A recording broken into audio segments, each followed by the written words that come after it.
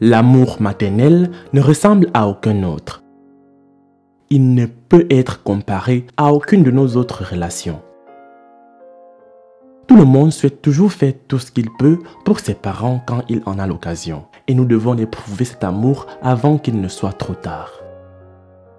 Aujourd'hui, nous vous proposons l'histoire d'un homme qui a choisi de s'occuper de sa mère mourante au lieu de se marier et de fonder sa propre famille.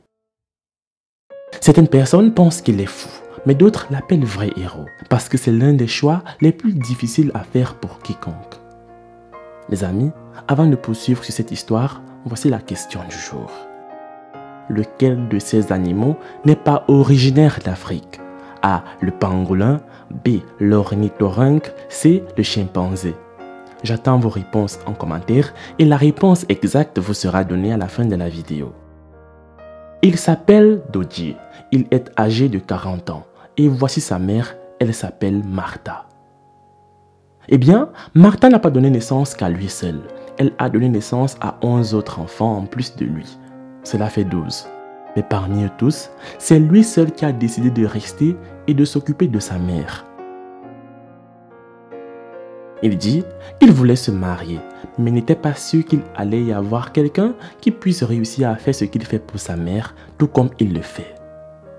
Il la nourrit, la nettoie, lave ses vêtements, l'habille, etc. Tout comme prendre soin d'un bébé. Il doit faire tout cela car ses doigts et ses orteils sont tous pliés.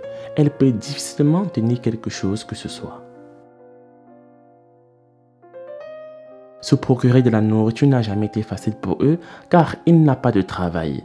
Il doit aller chercher de l'eau et laver des vêtements des gens de la société. Et c'est ainsi qu'il obtient un peu d'argent pour la nourriture et parfois, de bons samaritains passent et leur donnent un peu à manger. C'est ainsi qu'ils survivent depuis.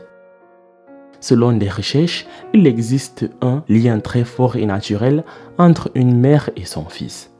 Ceci est provoqué par une hormone connue sous le nom d'ocytocine. C'est une hormone de liaison qui est libérée pendant l'accouchement et l'allaitement mammaire. Nous pensons que c'est l'une des raisons qui ont pu le rendre fort et ferme tout en prenant une telle décision. Il dit qu'il ne regrette pas du tout d'avoir fait cela, même pas pour une seconde. Il est évident qu'il est fier de ce qu'il fait. Les amis, et si c'était votre mère, est-ce que vous irez jusque-là? Aujourd'hui, nous avons rendu visite à cette famille afin qu'ils puissent raconter leur histoire extraordinaire au monde. Nous avons à peine cru ce que nous avons vu là-bas. Au début, Martha était une belle femme, jeune, qui vivait dans un village en Afrique de l'Est. C'est là qu'elle a rencontré un homme avec qui ils sont tombés amoureux et ils ont décidé de se marier. Par la suite, ils ont eu de nombreux enfants et étaient si heureux. La mère dit qu'elle a donné naissance à 12 enfants. Heureusement, ils se sont tous avérés normaux et très bien portants. C'était quelque chose qui n'était pas tout à fait normal pour un mari et sa femme de donner naissance à 12 enfants. Mais en même temps, ce n'était pas si grave puisque beaucoup de gens dans cette société donnent toujours naissance à beaucoup d'enfants. Ils étaient une famille heureuse et adorable jusqu'au jour où leur père est allé pour travailler le matin comme il le faisait toujours. Mais cette fois, il n'est pas revenu. En fait, il s'est réveillé très tôt le matin juste pour aller travailler. Il n'avait absolument aucune idée que cette journée allait être différente. Il était impliqué dans un accident de voiture qui lui a coûté la vie. Elle est restée seule avec ses enfants et était si confuse. Honnêtement, elle n'avait aucune idée de ce qu'elle allait faire pour pouvoir s'occuper de ses 12 enfants à la fois. Elle est également tombée mystérieusement malade plus tard et son corps a commencé à se dessécher. Elle était malade et ne pouvait plus nourrir ses enfants, donc ils ont dû tous déménager les uns après les autres, aller ailleurs et commencer à chercher leur propre vie. Dodji était le seul à rester. Il est le seul manque qu'elle n'ait jamais eu car elle ne pouvait rien faire par elle-même. Il a essayé de l'emmener dans différents hôpitaux, mais se sont avérés tous chers. Il l'a soigné pendant un certain temps jusqu'à ce qu'il ne puisse plus être capable. Elle dit qu'elle est reconnaissante d'avoir au moins retrouvé son visage qui pourrissait et ne ressemblait pas à ça auparavant. À un moment donné de sa vie, elle était complètement impuissante sans lui. C'était difficile pour lui de la laisser dans cet état, car il voulait aussi partir fonder sa propre famille comme n'importe qui d'autre.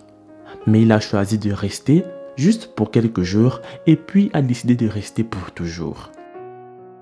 Beaucoup de gens ne croyaient pas ce qu'il se passait jusqu'à ce qu'ils le voient vieillir de plus en plus. Ils lui ont conseillé de tuer sa mère car il était évident qu'elle n'allait plus vivre longtemps. Il a refusé d'entendre ce que les gens disaient et est passé à autre chose.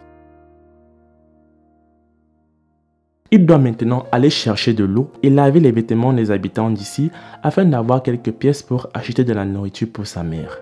C'est comme ça qu'il survit depuis si longtemps. Cela se produit depuis très longtemps maintenant. Il a 40 ans et il a passé toute sa vie à s'occuper de sa mère mourante. Martha, sa mère, elle, en a 90. Elle est également sous le choc, se demandant à quel fils elle a donné naissance parce qu'elle n'a jamais vu quelqu'un faire quelque chose comme ça auparavant pour elle.